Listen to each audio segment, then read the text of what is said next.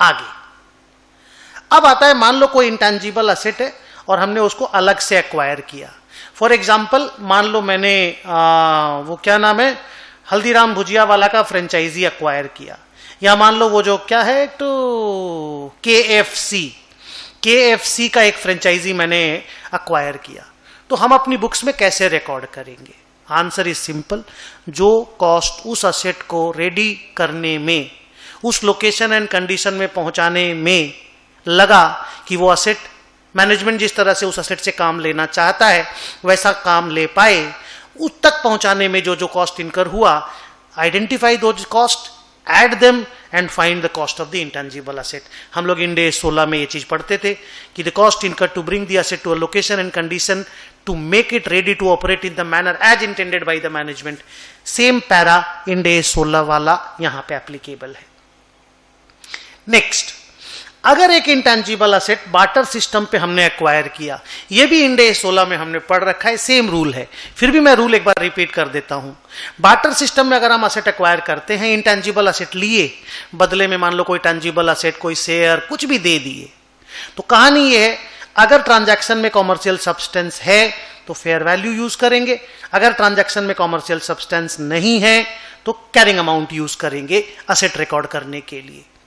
मतलब कि intangible asset मेरी बुक्स में आएगा और जो असेट मैंने दिया, मैं नाम बोल रहा हूं असेट गिवन, वो क्रेडिट हो जाएगा। अगर ट्रांजैक्शन में कॉमर्शियल सब्सटेंस है, याद है किसको बोलते हैं कॉमर्शियल सब्सटेंस? कि कंपनी का कैश फ्लो का अमाउंट, टाइमिंग और रिस्क।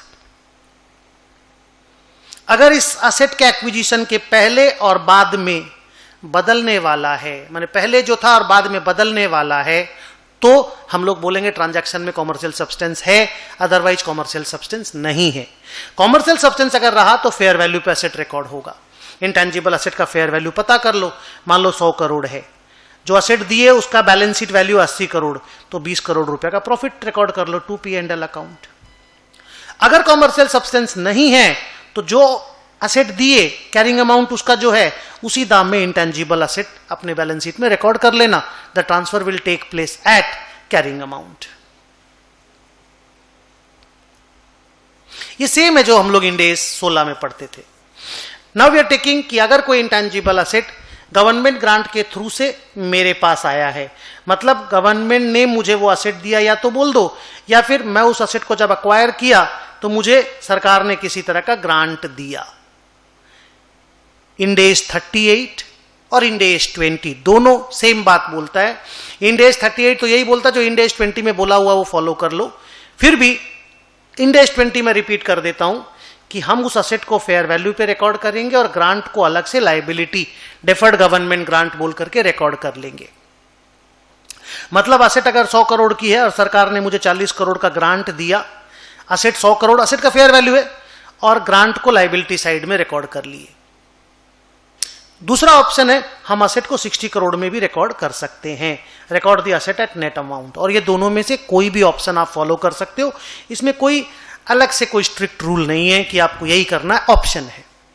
नेक्स्ट, अगर कोई इंटेंजिबल असेट किसी बिजनेस कॉम्बिनेशन में मेरे पास आया, हम कोई कंपनी एक्वायर किए, कंपनी के पास कोई पेटेंट था, कोई नो हाउ था, कोई लाइसेंस था, तो इंड AS 103 जो बिजनेस कॉम्बिनेशन का इंड AS आप पढ़ेंगे, वो कहता है कि हर असेट को फेयर वैल्यू पे मेजर करके बुक्स में लिखना पड़ेगा और वही फेयर वैल्यू अपनी असेट का कॉस्ट बन जाएगा आज के बाद।